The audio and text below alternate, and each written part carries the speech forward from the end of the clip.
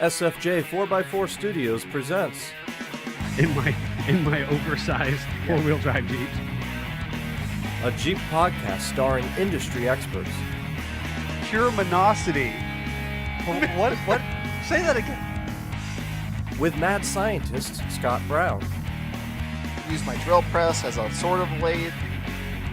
our host Neil Simpson, If one light goes out, they all go out. filled with shenanigans. We are really professional with Jeeps. This is I Speak Jeep. Good morning, afternoon, evening, wherever, however you are joining us. This is the I Speak Jeep podcast presented by SFJ4x4.com. My name is Neil. I'm very sure. Scott's wrong. I don't know if our listeners at home. Okay. And I apologized because we're off to a banger already. I heard it through the headphone and I was like, what I got to talk about it. I got to talk about Scott's stomach or. Welcome to 2025. My goodness. Scott's Gerbering in the microphone. Good gracious. Oh, well, mad scientist and indigestion expert. I was going to say I was the only one here prepared at 10:19, but Apparently you were not. I guess not. Savage is back in the room. Oh, I see a Savage face, finger. He's critiquing. Are you okay? It is crooked. We're like, oh, the ship is listing to the side. Yes. Well, folks, if you're listening to us in your ear holes, first of all, thank you. Change is hard. Happy 2025. Wow, right now we're you know what the value is. We're a really reputable company, I hear, based on building Jeeps, but maybe not so much in. Hey, my camera stands fine. It's all the stuff above it. Yeah, why is that? So if you're listening to ear holes, you have no idea what we look like. Right now, I can tell you that I've got this beautiful bright blue, one of our new latest edition knit caps. So this is a beanie. It is the felt lined or the insulated version, and it's got one of these cool Fleece. SFJ fleece lined. Yeah. Felt, not felt. Fleece lined. Thank you. Yeah. And A little bit softer. Oh, is that how it works? Felt with I don't know. You were moaning about how harsh it was on a beanie hurt your head the other day. Yes. So I think it was the old beanies. I don't know. Maybe the new ones are softer. Geez. oh my gosh, the new beanie, the old beanies, the new beanies. Either way, they're cool beanies. Anyways, I've got the bright blue one on. Got the signature patch. Looks really good. He's Team Hydro.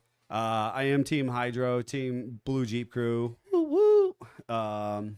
So that's what you're missing, and the camera was crooked. Scott's still a little uphill from Jeffrey and I. I don't know what's going on. The room's not. He just actually. kept touching it. He didn't actually fix anything. Correct.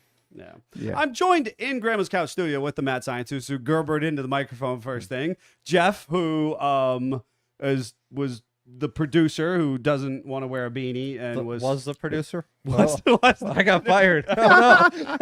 Did I say was? He has a very You were delicate... doing production things, and I was gonna say Jeff, who was messing around with the computer. I don't know what you were doing during the intro. I don't Very either. distracting. Jeff with a very... oh God! Okay, now I got to hold Neil's mic. Jeff's forehead is very sensitive, is what I was trying to say. So anyways, good morning to Giaga Jeepers.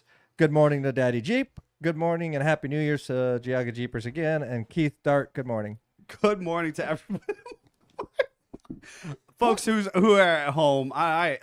Here's the thing. I gave you a different mic Here's stand the because thing. the last one was doing it to you. Why? We worked in part. It's just literally just been a week ago. We ran the last podcast. We have not done anything that It was last year. Why are we so rusty right now? I don't know. What is going on here? I'm doing just fine. Good morning other than to Eric. My stomach. I'm also wearing. You know what? Team Blue Jeep Crew. I wore my my blue Jeep socks. I You know see how that. I typically like to wheel in fun socks. I determined that today, to start 2025, the epic wheeling season that is 2025, I would wear Jeep, blue Americana Jeep socks, red, white, and blue Americana Jeep socks. So I'm here for the party. Mm-hmm. We are going to be talking about fuel today. So the title that Jeffrey so cleverly put out there as a kind of an old spelling of gasoline. And this was in part inspired by one of our listeners, followers, who had mentioned LPG in a previous podcast, and I'm fascinated by that. But additionally, we're just going to be talking about the art of fuel and a little bit of historical context and a little bit of how our modern fuels work. Before we get into fuel, though, please go like, subscribe, leave us a review. Make sure you're sharing the podcast with other people. That is how we're able to keep doing this and having that support. But also, coming up next week, we're going to have a featured spot with a guest appearance from a pre-recorded episode. Mm-hmm. So look for that within the episode. And if you're interested in those, you can actually see the full interviews on Patreon. Right. So this special interest story next week, one that's near and dear. It's actually going to be my sister, who was pivotal in back when we were on the road a lot, and she actually was a pretty prolific and decorated off-roader herself, and she and I wheeled and wrenched and did a bunch of stuff together. She's since gone on to a kind of a more traditional career path, and she doesn't help as much at the business as she once did. Did you watch the interview? I did not get to see the full interview yet. That's good. She Awesome. flat out points out, because I asked her how you with the business have influenced her, and she made sure to clarify that she is the OG Jeeper in your family. Listener, she is technically older than me. Yep. So, And she had a Jeep first. She wanted to make sure that was known. I don't know if I agree with that. So anyways, Flexing. So much Yeah, a flexing. little Jeep flex there. Roy says good morning. Bill says good morning. And Kenneth is saying hi from Indiana, snow covered. Good morning, everybody. Thank you for joining us. And just as a friendly reminder, you too can join us live on the Book of Faces or the YouTube almost every morning, Monday morning at 10:19 a.m. Now, again, thanks to all of you, our viewers, our listeners. You allowed us to make some big steps in 2024 and create this awesome, dedicated studio to produce this content for you. And the special interest stories that we're going to be bringing, because of some of the challenges of that we do shoot live on Monday mornings, getting guests in with regularity like other podcasts may do, has some challenges. But what we are able to do is to create these special interest stories where we're able to do pre-recordings. There are, typically the interviews are 20, 25 minutes long. Our objective is to kind of condense them and air them on our standard program on Mondays for you in that kind of condensed version. If you'd like to see the elongated interviews, then arguably at this moment, they're available on Patreon. In the future, maybe they'll be available at a slightly later date on the standard airings and uploads. As of right now, you have to be on Patreon to check out the full interviews. Additionally, what I want to note, just as a metric before we get into our subject matter, Jeffrey and I were doing some end of the year, beginning of the year stuff, and you had an interesting search population, and you did top automotive podcasts worldwide. Yeah. And I would like to say that we are in the top 200, which, may or may not sound impressive to you, but when you kind of say that it is global, Yep. and that it takes into account hot rods and Bajaing and motorcycles and, lowriders, any type of automotive inspired podcast, that we are actually ranking in the top 200 globally of automotive podcasts. That's a pretty cool number to hear. Yeah. So thank you, all of you, for doing that. Your reviews, your, watches, your downloads, your streams, everywhere, wherever you're doing it, is super, super value. Thank you for being part of the OG Off-Road Jeep family and being part of this podcast. Speaking of OG, we would not be able to do what we currently have done without combustion. Mm-hmm. And so just kind of a fun vernacular. Sometimes you'll hear in certain communities, people refer to our engines as ICE. ICE, right? Internal combustion engine. Yes. Yeah. So at the adventation, the invention of ICE, internal combustion engine, we had to combust something, right? Yep. And there's through the combustion, we basically use heat energy, friction energy. We have this explosion, which then somebody long time ago, very smart, said, hey, you know what? I can actually put together all of these parts and pieces, this jigsaw puzzle, and I can create eventually through the jigsaw puzzle momentum, right?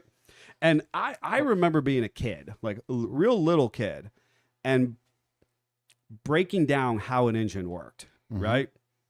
And as humans, I think we're oftentimes pretty, I don't want to say egocentric, or we have a hard time believing how smart other people have been before when they come before us, right? We have a hard time kind of giving credit where credit is due historically. And so I'm looking at like how these modern engines worked, and I was like, how did anybody ever think that up? Because arguably we're talking about the early 1800s and steam engine technology, which is actually sort kind of of a fuel. similar. Right. They both have pistons. They both have connecting rods. They both have crankshafts, that kind of stuff.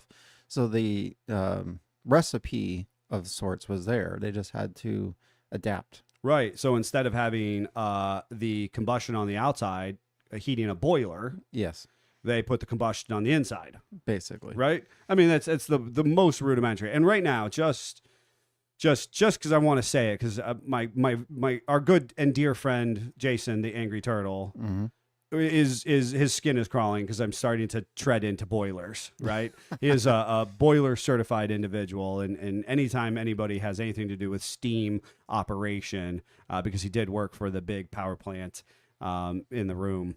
And his skin crawls a little bit. So I'm not going to go down the rabbit hole of steam any more than just to say that we had this technology, and you took coal from the hopper car and you shoveled it into a furnace, which then heated a boiler, right? Yes. The most rudimentary version. Then we put the combustion on the inside, ICE, internal combustion engine. Yep. And we used, so it's real simple. We have to have a spark, right? Some type of energy that we're creating. Sometimes, right? We could just have combustion when it comes to when I say compression. Yes. We just have compression, which is just a super cool thing. But you typically have spark, fuel, and air, right? Can't starve it for air. So that kind of lays the base groundwork for how people kind of started to arrive at making engines work. So I think the first thing we should really talk about as we get into the history of fuel is the word gasoline itself. Yeah, we had a nice conversation about this. Yeah, I think that that's worth sharing with our listeners. The origination of the word gasoline. And when you do a deep dive on this, you can actually find a couple different accreditations as to where the word gasoline came from. Yes. And obviously various spellings throughout history. Right. And by culture. By culture, yep. Like the UK calls it petrol, not gasoline. But the term gasoline specifically, the etymology is what we were curious about. And what did you find versus what I found? So yeah, it was I had found a couple more modern sources, which just basically cited kind of a marketed word, right? So by the mid to late 1800s, right? We're pushing 1860s and a little after, as we got this byproduct that gas was already a word that was widely circulated. Yes. And it was, you had a gas lamp, you had coal gas. You're right. We knew gas as a society. So to say that now this vehicle, the automotive, can run on gas was, was an appropriate extension. But as they attempted to market it better, they said, well, hey, we're gonna say that it's gas, but society at that time, you think about the world's fairs, you think about, each country was kind of racing through this industrialization and science and progress, that they love the idea of the suffix of ine, which is anything. It was kind of a chemically suffix, right? It's science related, or ene, which I think you may or may not have put in the title. And so that was kind of like, just means it's a chemical. And then ol, which, is just kind of to pay homage of a derivative of oil, since we knew what oil was. We had struck oil, and they were extracting it from good old Titusville in Oil City, Pennsylvania.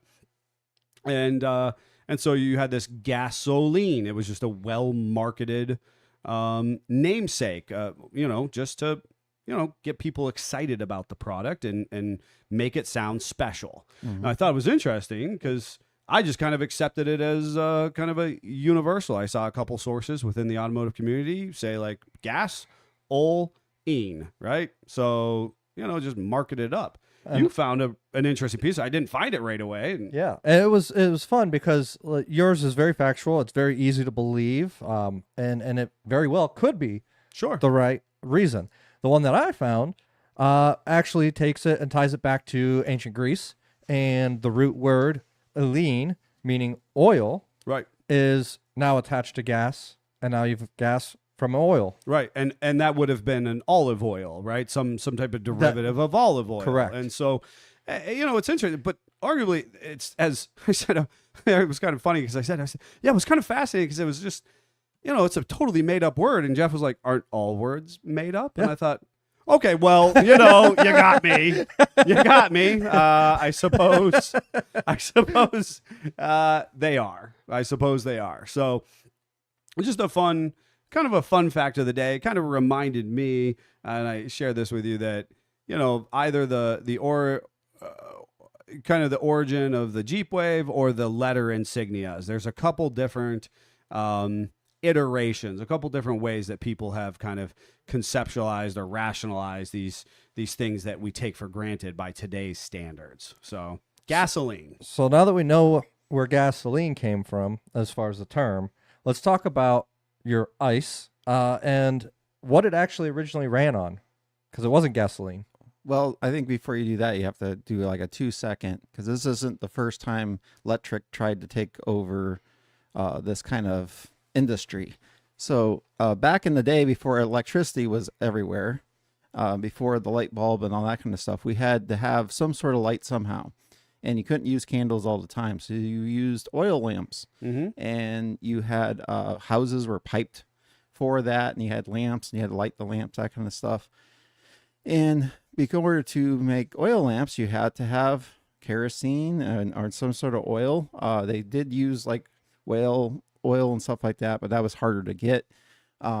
So that means that you have to drill for oil to then get the kerosene to do that. Well, in order to get kerosene and then diesel fuel, you get gasoline as a byproduct. And back in the day, they used to literally just burn it off, throw it away. Some people would use it as a cleaning solvent, which, surprise, people still do. Yeah. So gasoline was literally a byproduct of crude oil refining. Yes. So at the time of the first, and I'll say any engine doing work, because it wasn't quite car yet, you could use gasoline, and it was literally using a waste product. It'd be like today, somebody saying, hey, I've come up with this new way of doing work, and it uses plastic as what it ingests. Oh, like a plastic bumper on a car. Yeah. Right? The work used to be a steel bumper, right? Yeah. And now we're like, oh, I like to do plastic. And the world kind of has a migraine because of that. Yeah. But I'm just saying, like, that's a product nobody knows how to get rid of quite easily.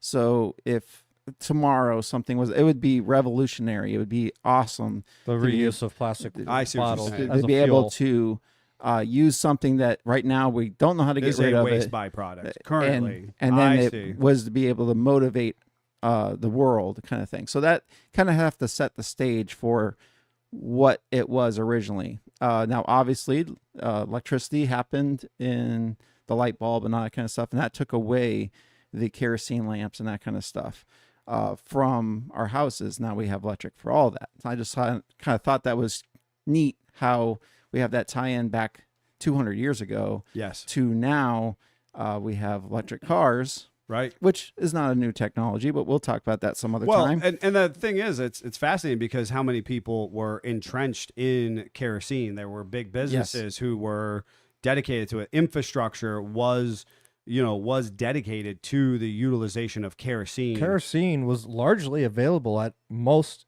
gas stations up until even recently. I think they Still- brought it to your still house are. or something. You know what I mean? It's not Like, largely available, though. It is Yeah. harder to find than it used to be. Yes, that is true. I think it's funny because I remember kerosene pumps being at, I agree entirely. I remember the kerosene pumps at almost every gas station growing Yeah. up.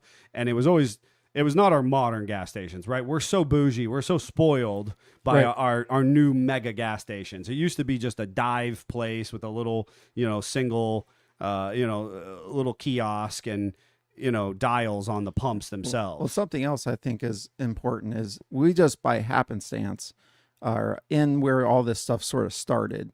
You mentioned Titusville, PA before. That's actually where the first oil well that went through bedrock was. And I remember as a young person going to Drake's well. Yep. Had no idea what it was. Honestly, We just recently talked about Drake's Well because it's a We core did. memory as a child. I didn't even really have a grasp of what it was about then, other than the iconic building. Sure. And then doing the research, I was like, oh, I've been there. I know that place. Mhm. I didn't realize it was the first Yes. time they have drilled that part, but that is not that far from us by any stretch. Sure. So because of that and the infrastructure kind of growing up around us, I think maybe did you have kerosene pumps everywhere else? I don't know. Maybe it's because we were kind of at the birthplace of it. I see what you're saying. Did you know the combustion material that was used to get the oil from that bedrock? I know he used the drill, and I believe, wasn't it a steam drill? The liquid nitrogen was the combustion. Oh, They would drop cylinders of liquid nitrogen down in, and then drop a impact item on it because liquid nitrogen would explode on impact. oh, okay. Jeffrey has a vivid memory of being a kid. Explosions. It was fun. And that's just it's one of Jeffrey's core memories. Right now, there's Jeffrey. somebody at Drake's Well, like Historical Society, fact checking us in some capacity. And they're right? going, nope, that's not right. And You remember Jeffrey- that completely wrong. Jeffrey has this core memory where he's like, "Oh, things explode. So- I want to get involved." So when young Jeff went, he heard explosions. I saw the structure and building. yes. I mean, I guess Yeah. everybody, it speaks to everyone somehow. Yeah, somehow, you right. get to take your own part of it. Yes. But anyways, we had this whole infrastructure dedicated to kerosene at that point, Yes. right? Because arguably It was you a know, multi-million-dollar thing then, Right. because of how much demand there was for and it. they were throwing gasoline out for the most part. Diesel, again, it's important to note Rudolph Diesel's first engine ran on peanut oil, not on a petroleum-based diesel fluid, fluid, I guess. So realistically, crude oil coming up out of the ground was, I mean, people knew it was special, but it wasn't the high dollar specialty that it is at this exact It moment. was actually more useful because it was so common and so cheap. Yes. Which I know seems weird to us, but that's the other thing is it's still cheap compared to many other fluids or liquids that we Well, use. and I have heard a breakdown before, right? And I don't take this as science by any stretch of the imagination, right? But my understanding of the dollar that it takes to create the energy produced, right? Yes. If I break that down and I get away from BTUs or actual, whatever, but the dollar to energy return is still the cheapest on petroleum or crude oil than arguably any other any other, whether it be nuclear or hydrogen or whatever. Now, some of that I've been part of conversations is because the infrastructure is 200 years old. Yeah. And so that's been done. Whereas solar, quote unquote, is, still Breaking new ground. Breaking ground, right? Wind power, we never really established huge, massive wind farms other than your standard singular windmill that, made feed in the, Right. on the windy days.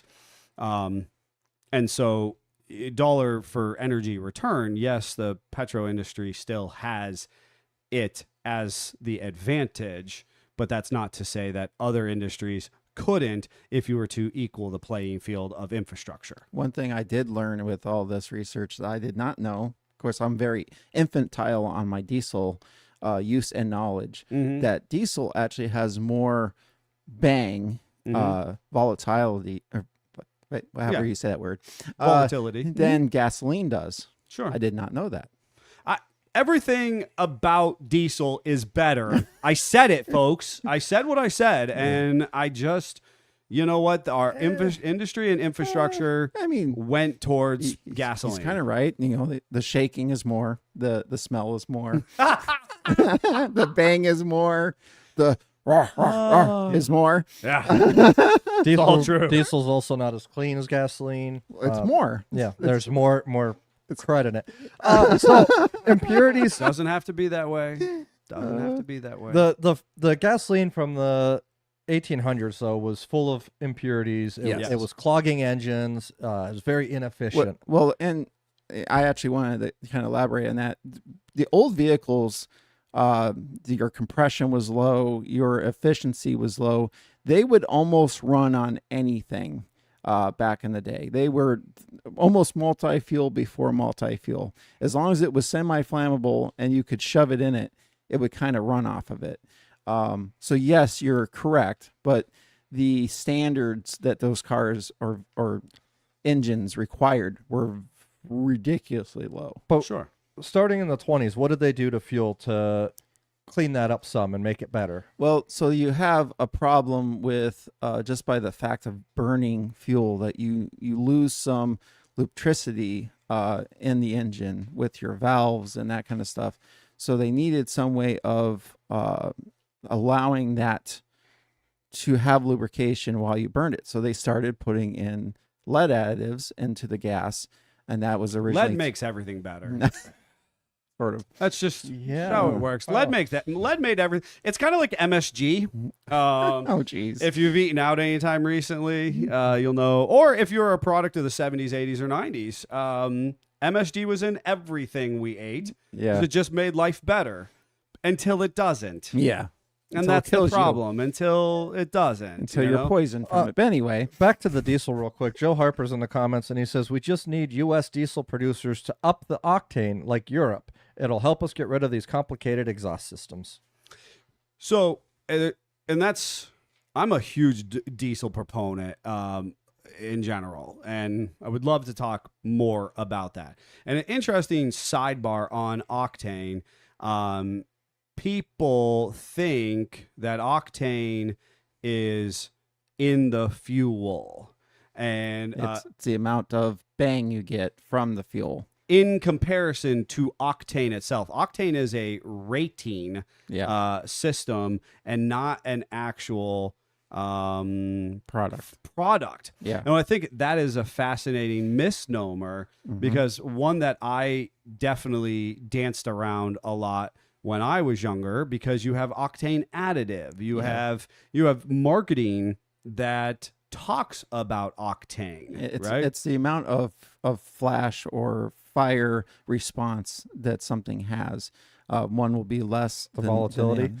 That word could be volatility, and to Joe's credit, he's exactly right that if we spent half as much energy on refining the diesel systems, that we wouldn't have the dirty filters and so on and so forth. But whatever. What do I know? Yeah. All right. So you were saying You don't remember. I don't Hey, remember. we what were it was. talking about lead and fuel. Oh, and lead I was talking about how additives. lead is good, Yes. like MSG. So Should act anyway, everything, or talcum powder. so we had to lubricate our valves, our valve seats, our valve stems, that kind Until of it gives stuff. you cancer. And lead was the And then easy. America tries to take it all. There's cigarettes and beer. I'm just going to point something out. The Savage is going to come yell at you for interrupting Scott again. That's true. That's what he does.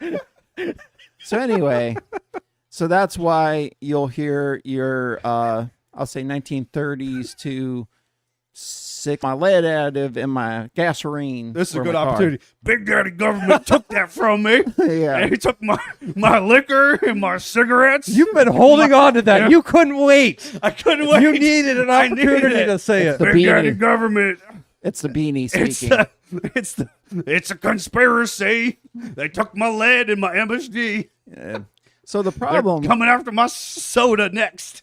the problem with lead in the gasoline is you get it out the tailpipe, and when you then want to use something like a catalytic converter Yeah. to clean up that tailpipe, it does bad stuff. Yes, and handling issues. I understood that one of the things for the lobbying purposes of removing lead from fuel was additionally not just the particulate matter and the Yeah. aeration of it, but people who were actively handling it at gas stations, the pumper trucks, Yes.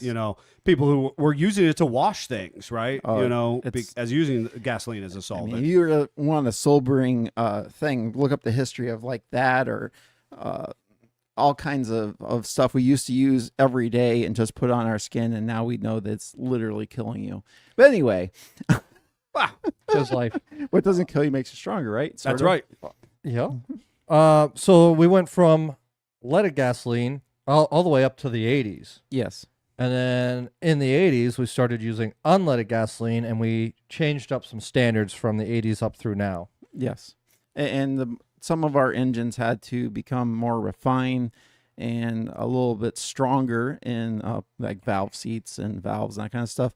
The way we lubricate engines had to change a little bit to allow for that leaded gasoline to go away. All right. So good morning to Nick and Linda Perry. But then my wife chimed in and goes, I love how Scott is so used to your guys' shenanigans that he just keeps going. That's what That's I do. appropriate. And honestly, this is not a dissimilar social. And I'm gonna get back on my diesel soapbox. That when we went to low sulfur diesel fuels and oils, I mean that just happened in the last 5 to 10 years. Yep. This is while it did not impact the kind of the mass consumer, right? The bell curve consumer, like leaded fuel did. Yep. It actually is a very similar. Hey, we understood that there were some unintended consequences of this, and now we need to try to kind of restructure how we approach the situation. Now, older diesel engines don't love the low sulfur fuels and the low sulfur oils. But the new ones kind of have to require it. That's why growing up, we all had use unleaded fuel only on your gas cap and on your gas door. Right. Yeah. The most amazing thing, because that was that had just happened. Right. And, there are still, for our oldest engines, you can do, kind of a fake lead additive to potentially help the engine. But realistically, not a ton of engines actually require lead additives at this Well, point. at least not Jeep. No, motors. instead of lead, now they're adding detergents and trying to clean the fuel and up. I was going to say real quick, what do you run in your flathead? So that's another good example. It's a kind of a misnomer. You used to have, growing up, I'd hear all my dad's friends like, if you don't have the lead to lubricate the valve Correct. seats, they'll erode into the heads or into the block and they'll just destroy it. And then we kind of pull our head out of the sand and we go, they actually have hardened valve seats anyway. And you would have to run it like full tilt for 24 hours a day for the next 15 years for it actually to erode the valve into the head Right. a noticeable amount. So my 1947 engineered motor can just go run on regular gasoline. Pump gas. Now the only difference I do on it, and that's not because of the engine, it's because of the fuel system, I use ethanol free gas, Sure. which we will get to. But that is for corrosion purposes only. That is not because the engine cares. Yeah. Again, it's an older engine, lower compression. It kind of will run on anything. It doesn't really care. I agree. And so when I ran the flatheads in the 46 and other applicable vintage junk Yep. that I love, I just ran regular pump gas. Yep. If I was feeling particularly warm and fuzzy, I might throw a lead additive substitute in there. But realistically, it runs on pump gas just fine for as much as we're actually going to use it. You know? And anything in our restoration side that we most commonly do, so anything with an AMC V8 or AMC straight 6, they have hardened valve seats right from the get-go. So there's literally nothing for you to worry about. Right. And the thing is that I understood that the lead actually helped at the combustion rate itself. In theory, helped make the volatility octane of it. Yeah, it changed the octane. So it actually made it combust in a slightly more efficient manner. Yep. Which, you know, despite the conversation about detergents being added to fuels, and I'll kind of talk about this in a hot second, that still is something we're attempting to, accomplish, is To fine tune. And make it explode more efficiently. Hey, James is saying hi too. So hi, James. Good morning, James. So another thing that is probably a good thing to mention at this point is you also would hear like your high performance car. Well, now I need to run 93 octane, or I need to at least run 89 octane.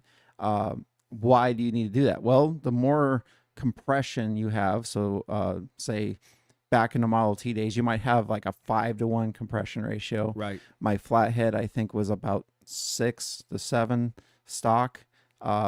Your racing cars, you're going to get up into the 10, 11 to 1. If you have a nitro funny car, you might get up higher than that. That is the amount of squish you're going to have before it explodes the propellant. And the more you squish it, the more bang you need to kind of shove it down. Yeah, the denser it gets, basically. So that's when, the more compression you have, that's when you need the more octane rated fuel to help you assist in that. And that's where, obviously you can play with timing and that kind of stuff. I grew up with people like, well, if I don't use the right fuel, my car pings. Well, that's pre-detonation. As it's actually trying to use, it's actually dieseling. It's actually exploding it because it's compressing it so much. Correct.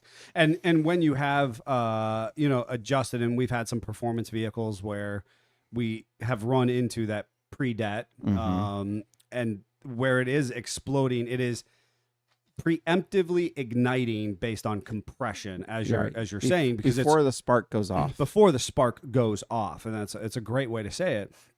And so you run the more efficient, more pure, more. We're saying volatile, and I'm sure somebody's going to. The combustibility is high, right? And so you're doing that because you want a full ignition of the fuel. You don't want any of it to be left over in the chamber.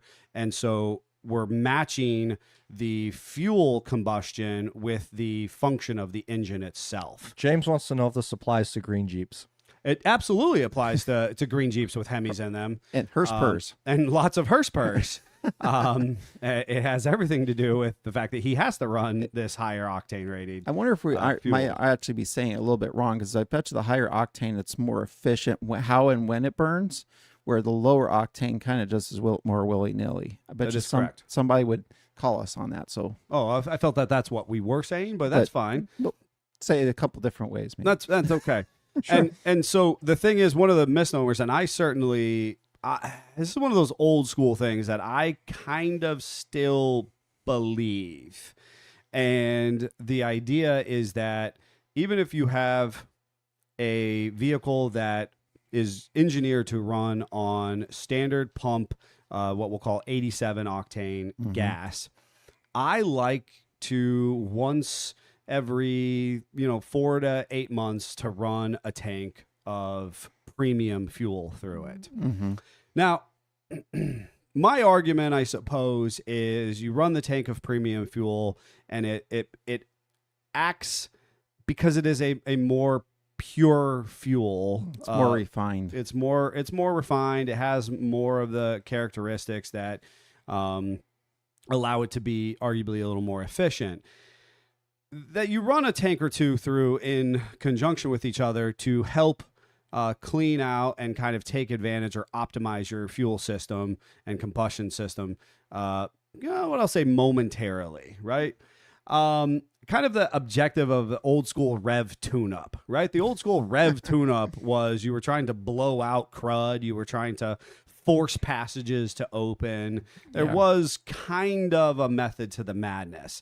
Now, there's a lot of people who say that is just absolutely unnecessary, that running a tank of high octane or premium fuel through your standard 87 equipped vehicle is unnecessary. So I will say that back in the day when we had close to my flathead technology, where you didn't have a good efficiency and you did have carbon buildup and you did have like trying to get an exhaust out of a flathead. I don't know if you have, like, there should be a little diagram of how it's like the Family Circus cartoon. It takes forever. And because of that, lots of stuff falls out of it then. Where you compare that to a new motor, made today, the efficiency is off the scale comparative. Right.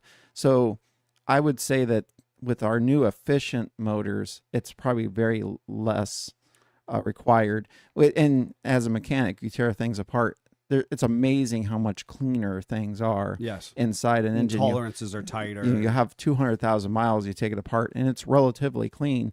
You take an old motor, it had 50,000 miles on it, and you had to use a chisel to find parts in there because it was so carboned up and nasty. And that's because of our better oils, because of our more refinement on our gas.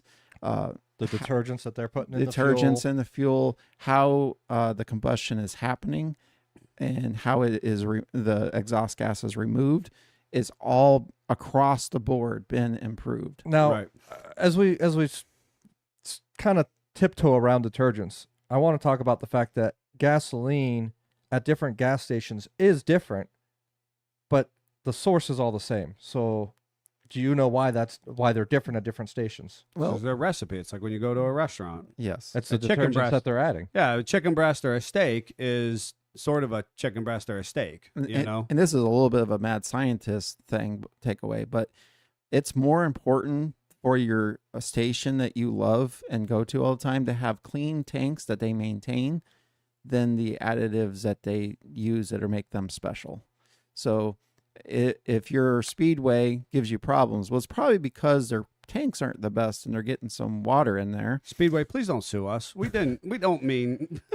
Wow, he called Speedway out. Yeah, he did. It's happened in Ashtabula. Anyway. Wow. Okay. Back in the day, they did have that problem. But back in the day, several different companies had water problems into the tank. Tank issues. They redesigned the entire way the tanks are stored. Correct. Everything's different. It legit depends on your town. In your town, it could be BP's doing that to you, and it's not. No, BP just dumps oil in the Gulf. That one was getting sued. Wow. We're coming for you. Do they even exist anymore? Welcome to SFJ 4x4. We're here to offend everybody nicely. Has SFJ 4x4 touched you in any way? I was gonna we joke about the BP situation, but honestly, the fact that they had that and they're still a prominent company. Are they though? Yes. Oh, Exxon. All right, so let's just keep shooting from the hip. Who has ruined the world today?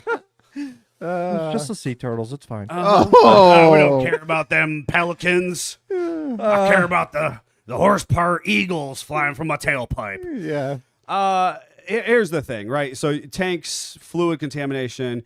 The thing is, gas station and Shell and BP and Exxon and Sheetz and whoever, the refineries are local, are traditionally, you have a regional refinery. Correct. Right? And that refinery is going to take the crude oil and separate it into its parts and pieces, into its most kind of semblance of here's diesel, parts. here's kerosene, here's blah, blah, blah. But then the chef takes the steak, they take the chicken, and they season it, and they tenderize it, and they add the ingredients that is specific to their restaurant. Yep. That then gets sold at their pump. And that it is true. Also, it's a very good analogy. You're going to have a lower grade chicken, and you're going to have a higher grade chicken, and it depends on what that chef wants to purchase and then charge for. Depends on what level of the quality they want. And there's a buyer for every level. That's correct. That is absolutely correct. And that's actually interesting. There's a particular gas station. I think Jeffrey and I have talked about it before. I talk about it with everybody I can. There is a refinery in northwestern Pennsylvania, and it's huge. And I think refineries are really cool. There's actually a couple in northwestern PA, and I like kind of encountering them at night because you get this spectacular visual display. I mean, the refineries are like a half a mile long or bigger, and they'll do burn-offs, you know what I mean? And all of that aside, I still think all of that's really fascinating, and the lights and the pipes and the steam and the burn-offs. There is a gas station that is literally nestled in the backside of this refinery, and it's like an old school gas station that I would expect should be dirt cheap. And I can promise you it is always the most expensive gasoline anytime I'm out and I'm what traveling. You're saying it's not the transportation cost for that one? There's no transportation cost. They might as well have a hose hooked up to the refinery filling the tanks. And watch it some opposite refinery. I was gonna say, it's ironically they can't get it from that refinery.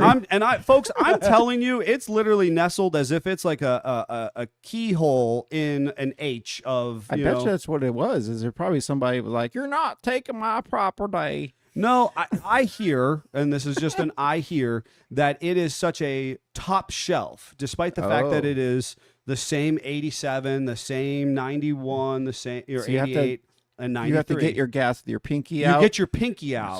So what you're saying is that they are not even storing the gas in tanks under the ground. They're just pulling it right from the refinery. That is exactly what I'm saying. That the contention is that it is such a premium, right? So to say that there is a buyer for everything. Yes. And again, the 87 octane rating is just saying that it's comparable to the combustion rate of 87 octane. The ingredients in there. Daddy Jeep saying quick fill in Warren, PA.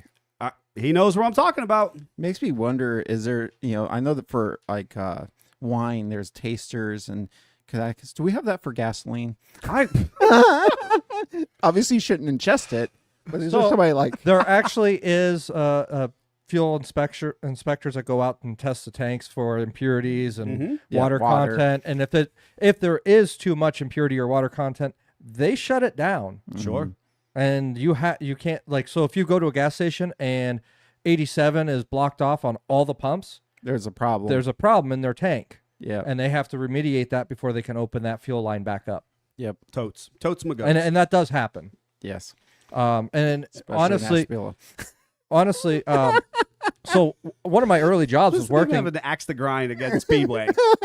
One of my early jobs Speedway was actually Scott today managing gas stations and truck stops. And as a attendant, you're supposed to go out every morning and every evening, dip the tanks. And when you're dipping the tank, you have basically a long wooden stick, and you're measuring how deep of fuel is in there. And that measurement, whether it be 27 inches or whatever, calculates out to how much volume of fuel's in there. But when you do that, if you are trained appropriately, you can look at that stick and see some of the impurities or water content on that. And that is something that you're supposed to record if you notice that there's seemingly excessive water in it. And I've been acquainted to a number of folks who have done impurity or water testing and found just massive, discrepancies in reputable, fuel providers. Yeah. And it happens. That's the challenge, is that it could happen. Contamination can happen right at the surface level and fall into the tank in some way. Tanks can become damaged underground. There's a whole bunch of things to that. You can put ethanol in your fuel, which absorbs water. So I think we got to keep moving forward on this a little bit and talk, so as I'll be fuel honest. has So changed. the way we've been going through this episode, I think we're going to have to make this a 2-part series. Well, we'll talk about some alternative fuels in the next one, because I think we kind of keep going through with our compare contrast of gasoline and diesel of sorts. That we've got like 10 minutes left of our episode. totes.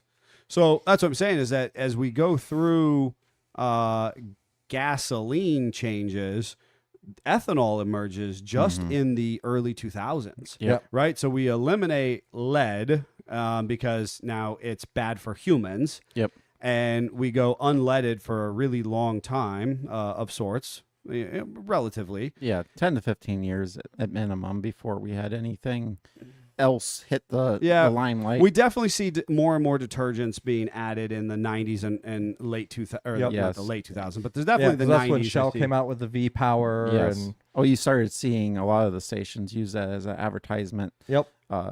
What reason to bring you in? Now, I want to get on my soapbox for a second and talk about detergents or additives. And you may or may not have heard this explanation I've shared versus oils before, okay? But I'm going to break this down because I think it's always an important tidbit you need to have rattling around in the back of your brain. If you have a quart of oil or a gallon of fuel, but a nominal volume, and I'll just use quart for kind of standardization. If you have a quart of oil or a quart of gasoline, you think that what you're buying is just that gasoline and you're getting an entire quart of it. Or you think you're buying, 530 and you're just getting oil. What you're realistically doing is you're taking 100% of the whole and now you're breaking it down into parts. And some of that is going to be additives, detergents, modifiers. And so realistically, you're never actually getting 100% of that product. And you wouldn't want to either, is another important part. Absolutely. And so the recipe, again, we go back to that chef's recipe of gasoline and the same quart of gasoline.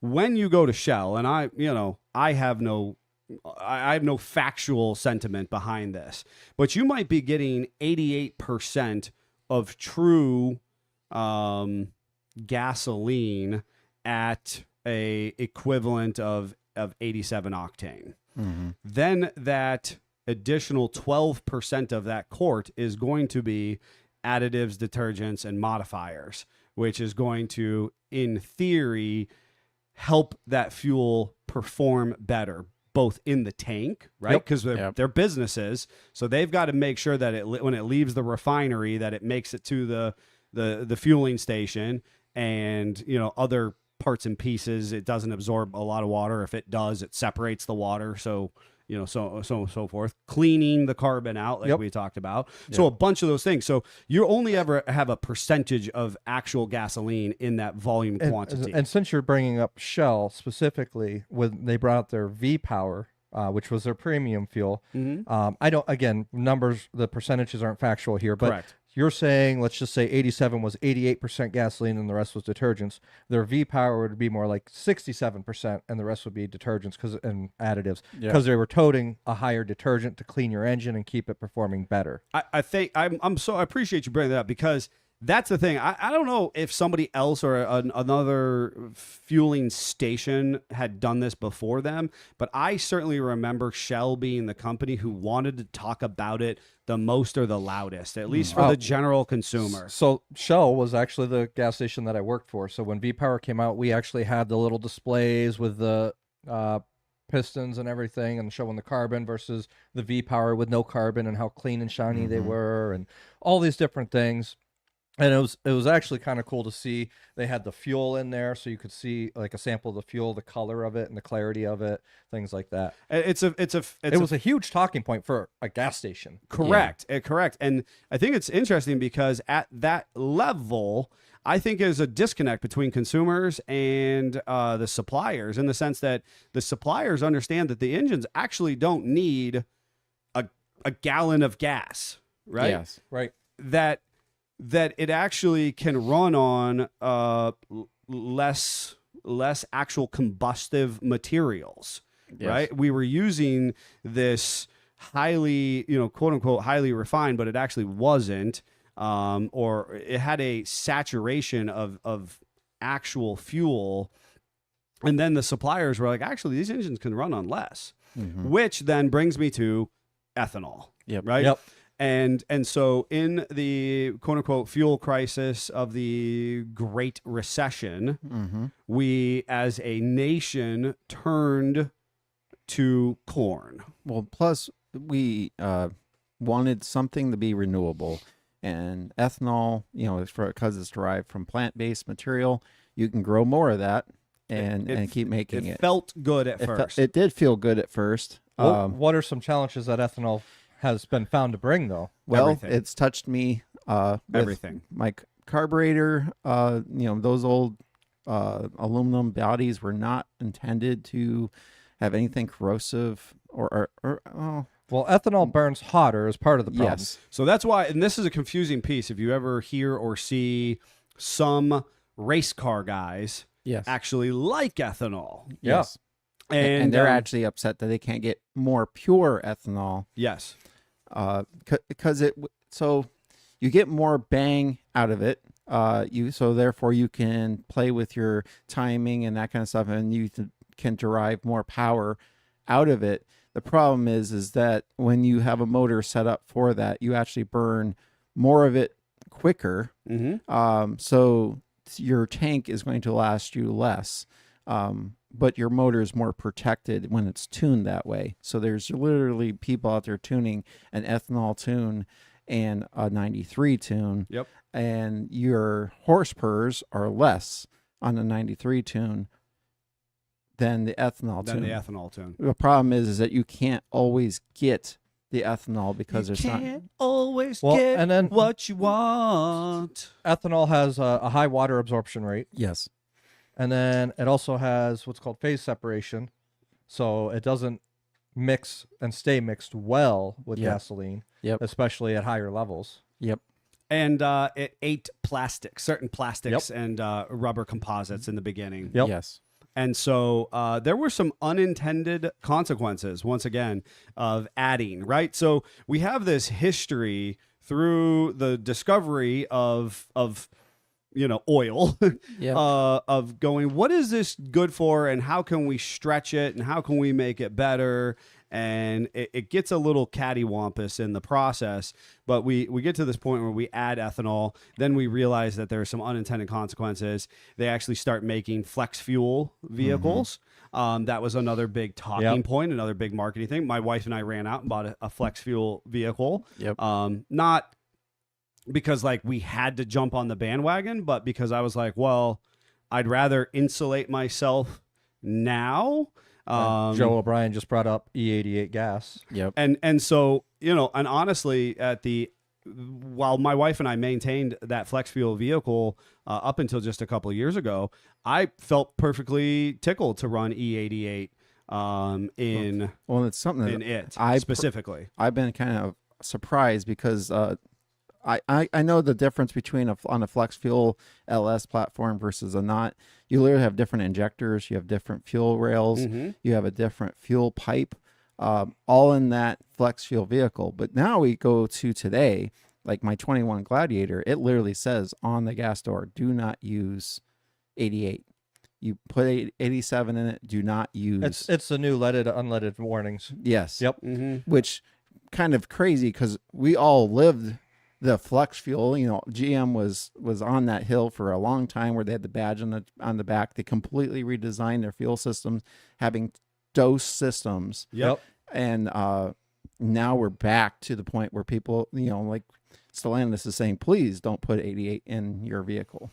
Yeah, and the challenge I have as a consumer is E88 is price point wise is really appealing. Yes. Right? Yes. And so you're sitting there and you're looking at the pump going, how bad could this really be? Now, here's the challenge, and I say this boldly. I hold no qualms. I pull no strings to say we make bad choices for you all the time. So we do things to ourselves. We experiment. I look at it just like an average consumer, and I go, how bad could this be? So that you don't have to, so that I can sit here and go, here are the unintended, here are your problems, right? This is what you did not know was going to happen. And so I've absolutely sat there. I stared at the pump and I go, how bad can this absolutely hurt my wife's, JL with the 3.6 in it, which is arguably the same thing. I definitely, when Sheetz was running the promo it was like $1.99 or something like that, or less. Yeah, or less. It was stupid. It was stupid. I definitely did a couple tanks, but I would go regular fuel. Okay, I'll use the E88, and then regular fuel. So here's a question: so that I wasn't going just straight on that and ruining the engine. Did you get any less mileage on the 88? I did not. So I would tell you that I probably did. My dad absolutely said he did. I did not notice a discernible difference. What I would expect. The more ethanol you get, the less mile per gallon you're going to get. If the vehicle isn't engineered for it. Again, because theoretically, if you had a tune for ethanol, then you're supposed to get more bang for the buck. So I was just going to say, I'm going to clarify. So when I say I didn't get less mileage, I didn't get less mileage for my dollar. So the miles per gallon goes down slightly. It takes more ethanol to go the same distance because you need more of it. Correct. But it's so much cheaper that when you count the difference there, you're either breaking even or it's coming slightly ahead. All right. So Jeffrey's reiteration of what he just said is exactly how I felt. Yep. Is that, yes, my mileage factually went down by just the generic monitoring on the vehicle itself. Yep. Which is what I would expect. But the same amount of money that I spent, if I would have doubled that in your standard, 87 octane, which is what we would normally run, my mileage was arguably comparable. Yes. So Joe O'Brien is saying, tell everyone what the E88 did to his. And if I remember right, Joe ran straight E88 for a length of time. So, Joe, whether he did or whether he didn't, he definitely said, hey, he had access to an E88. He was not against it. It totally deteriorated everything. Yes. Injectors, O-rings. And that goes back to Scott's talking point about it is not actually good because it is a separate system and a separate design. Yes. And ultimately what this is going to come down to, folks, and I think we leave you on this because we have to wrap this up, but it was a great session. I think we'll talk about more fuels next week. What it comes down to are the composite materials that the manufacturer is using in their engine design, right? Fuel system, vehicle, overall automotive design. So if GM says, hey, our recipe, the plastics, the rubbers, the so on and so forth, composite materials, or the metallurgy, or whatever we're using within the engine. Pretty easy. Flex Fuel 5.3, the crossover tube is metal. It's stainless steel on a Flex Fuel. On a standard fuel, it's steel. Right there kind of gives it to you. So if you have the non-flex and you put ethanol in it, it's going to rot out that steel standard pipe. Mild steel pipe versus the stainless and the where flex the stainless fuel. They did that because they knew they were going to have corrosive material going through it. So they don't want you back in the warranty period, so they're going to use stainless steel. Stainless is expensive. Correct. So there's a reason they did that. Right. It's interesting for me because it is about manufacturers and businesses making decisions which then eventually trickle down to the consumers, right? Mm-hmm. Oftentimes I think the consumers, as much as we try to be informed, we're like, well, that E88 looks really tempting. And Christ was going, yeah, but we did not retool all of our O-rings or the actual hammerhead in the injector to ensure that you can run it. So maybe once or twice you can get away with it, but sustained use, no dice. Bad. Or you can always just be the outlier. I talk factually. My wife's engine, my wife's Jeep needs an engine. I think it's just an outlier. 3.6s are really robust vehicles. Why the head or head gasket went, I have no answer. I'm just the unlucky person within that specific, fail point. So first model year. We got to leave you on that note, but we'll be back to talk more about fuels next week. I want to leave it with one interesting stat on fuel impurities. Okay. Studies estimate that 20 to 30% of vehicles experience performance issues due to fuel impurities. You too might experience inefficiencies. You started it off. I thought it was going to be great. It was going to be that epic commercial style, and then you just failed. I don't have any performance problems, so I must not due to my fuel impurities. Oh, geez. Folks, on that note, it's been a banger. Wow, that went by really fast.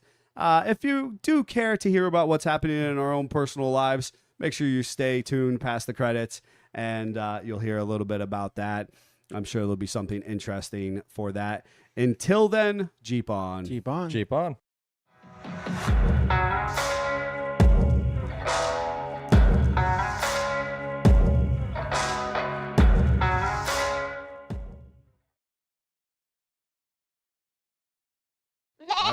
Do I have something to talk about?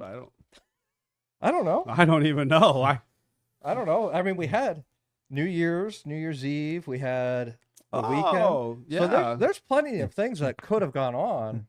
So for me personally, I was able to, after we demolished the building with all the Jeeps and ran out of gas and all that fun stuff, I was able to continue to take things apart. And at this point, the building is down. Yeah. Thank goodness. I know how jealous. Down. He's singing to avoid his jealousy of not being able to winch that building with us. It would have been awesome. Yeah. I wasn't invited. I was trying to let you have family Well, time. fine, whatever. No, I just know I wasn't invited. So anywho, Well, I didn't even have the opportunity to decline. decline. Thank you. because he wouldn't have. There was no RSVP. He knows how issue. to overextend himself. Mhm. 14 ways a Sunday. Mm-hmm. Scott literally said, "I don't want Neil to come because I want him to spend his time with family that he so needs to do." Which was I but get as it. a last resort, if we needed it, I he would was have been going there. to He was call our you. lunch I would have pin. been there. I would have been there. So the other, I With think, plenty of hillbilly ingenuity. 100%. You should have seen how much we had. But we were, able to kind of get that taken care of. Jeff was able to rip many beams out of the building with his winch. One at a time. One at a time. And the thing continued not to fall. We Just mystified us. I could not believe how How structurally weak sound but it was. strong at the same time it was. But in any regard, I had, over the course of tearing it apart, I've had lots of people come and assist. And that's one thing. You assisted. No, that's not my words, man. What? All right, I didn't want to interrupt you, but I'm interrupting you.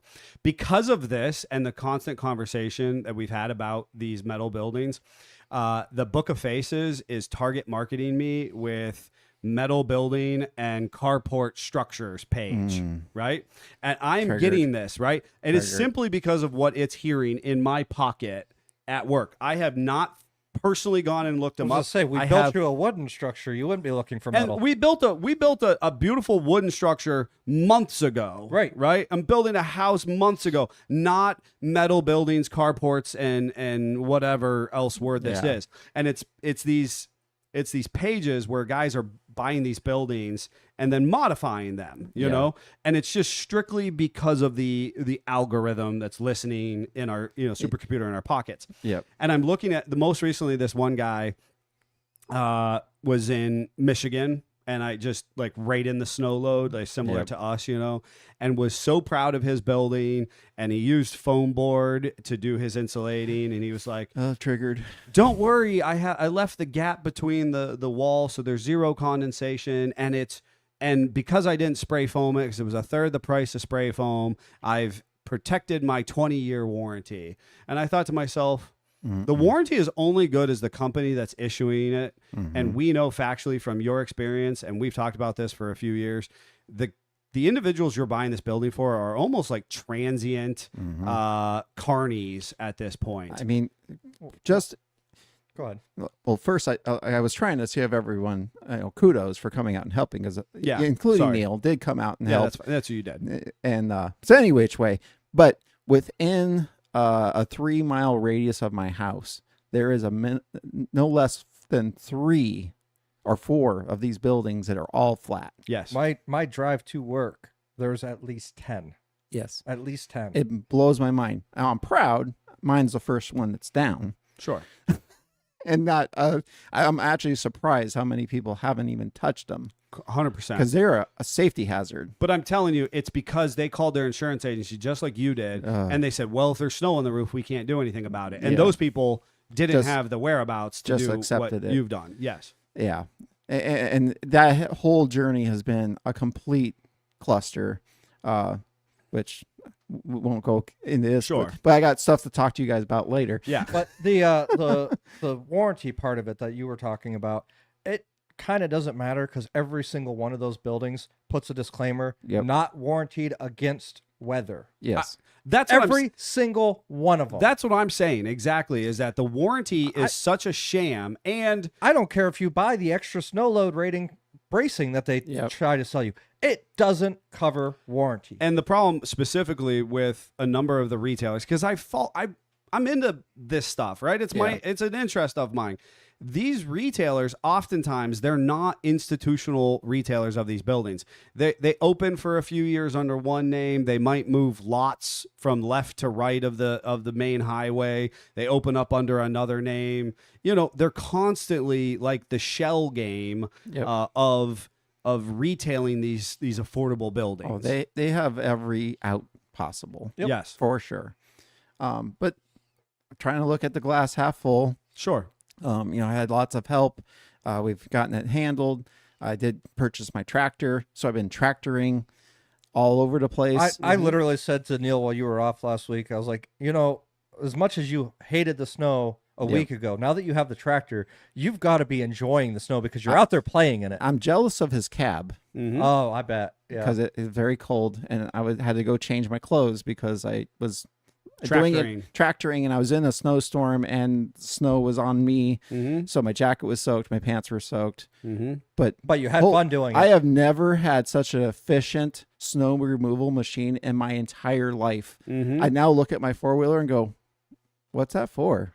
Like, why would I really want to use a plow when I can scoop it the same and then I can put it somewhere else? I don't have to. I mean, I spent years packing snow into places I really didn't want snow, and now it just looks so nice. Like, the kids are like, "Can you make us a slide or a hill to slide down?"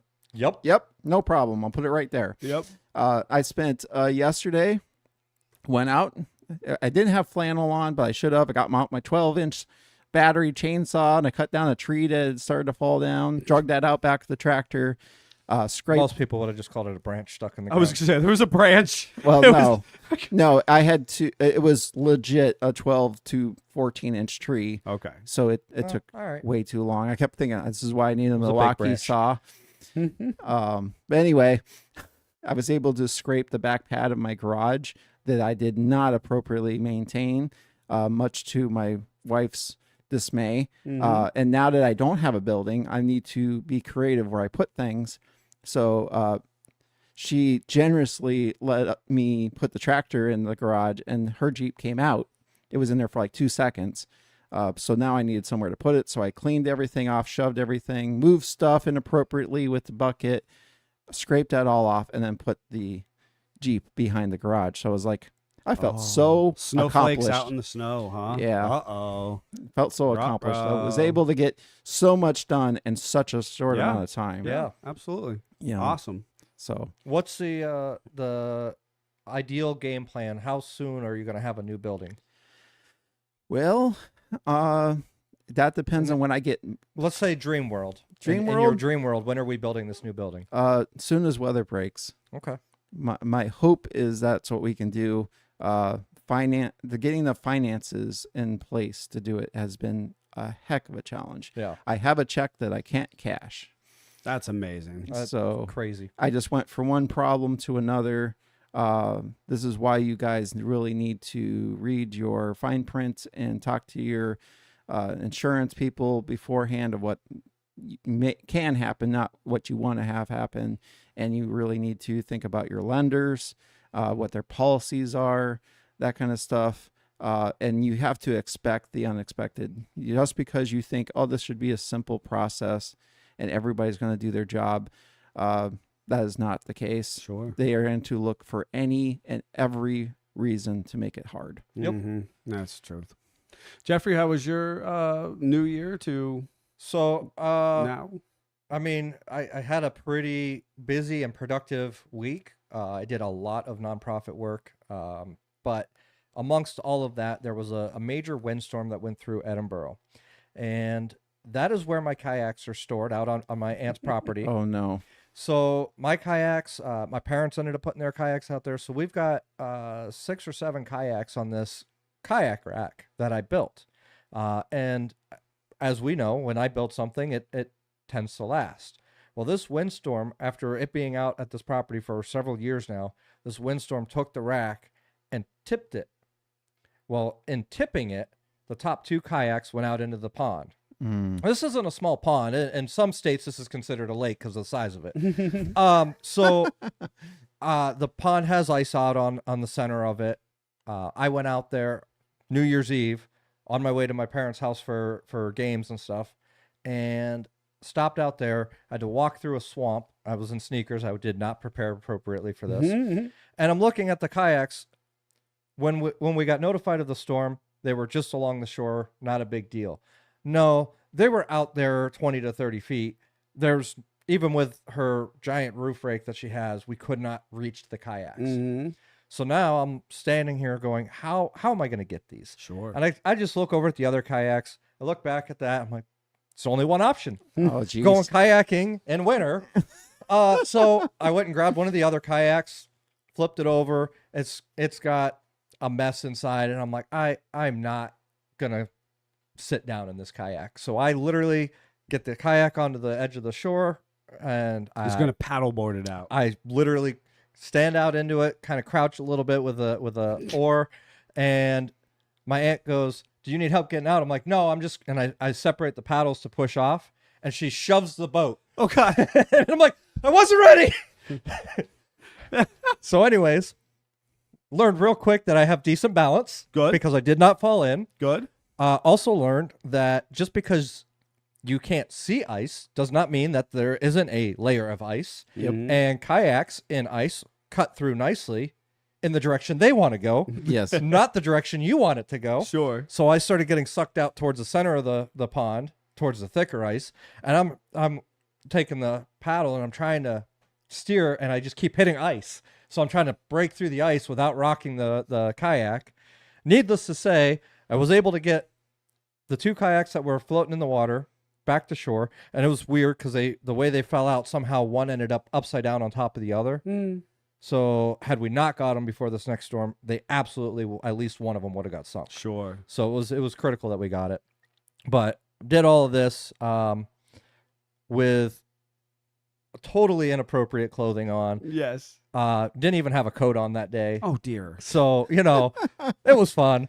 It worked. Yeah. Did stupid things. Did not get stupid prizes for Thank once. goodness. Thank goodness. There was absolutely talk and joke that I was going to be throwing my clothes in my parents' dryer when I got to their house. Sure. Luckily, that didn't happen. I was good to go. Good. So, spent the evening there doing games with them and some other friends and family before heading back home to do the actual ball drop with the kids. We did hot chocolate and s'mores because we got an indoor s'mores maker for Christmas. Ooh, that's fun. So we did s'mores and hot chocolate right before the ball drop, and then did the sparkling grape juice with the kids. Nice. So Yeah. Samesies. We had a really nice family-oriented New Year's and all of that celebration.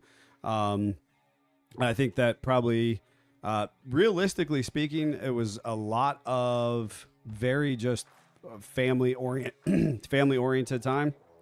Just kind of kind of prioritizing. Played a lot of games, a lot of just, kind of trying to make the best of the cold days and the cold and short days, if you will. So we play a lot of games too. What is your favorite game that you play with your family currently? So Phase 10, left, center, right, Okay. Uno, and Uno garbage. Okay. Those are our go-tos. I'm not familiar with Uno garbage. And then if I absolutely have the option, I'm a Settlers of Catan or Ticket to Ride guy. Oh yeah, we do a lot of Tickets to Ride. We played Tripoli. Okay. I don't know if you're familiar I'm with that. familiar with Tripoli. Yep, we played Tripoli for New Year's Eve at my parents'. That's awesome. So then I think the biggest piece that I want to make sure I share with everybody, we have a new YouTube video out where we got the winch mounted up to my cheap Jeep. And I'm having a ball with that right now. I'm out inappropriately winching things left and right because I can, and it's just kind of As you should. a fun, ridiculous little toy, and I'm really played in the snow. My steel cable's starting to fray in a few places, so I'm really leaning towards trying out that Bourne winch myself. Yeah. It looks like a pretty good winch. Yeah, so far I'm happy. I want to talk to Bourne a little bit and get some specifics on it. And kind of just understand what their expectation of the winch is. But so far, it's been flawless for, a mid-level priced winch at this point. So just having fun with it. Daddy Jeep did Wii bowling for New Year's Eve. I feel like if Scott was going to do Wii bowling, that he would go get his bowling ball out and have it just sitting there. Oh, jeez. So he'd have his bag sitting right next to yeah. him. I see Justin Beto joined us late, and I do want to make sure we say hello to him because I know he always likes to get involved. And then I'm not sure what Missing Remote was saying with bleeping, but that's fine. Maybe we said something inappropriate that needs bleeped out. I don't know. Either way. We got Jeeps to build. We've got a busy week ahead of us. We're going to be talking more about fuel next week. Yeah. And we have that cool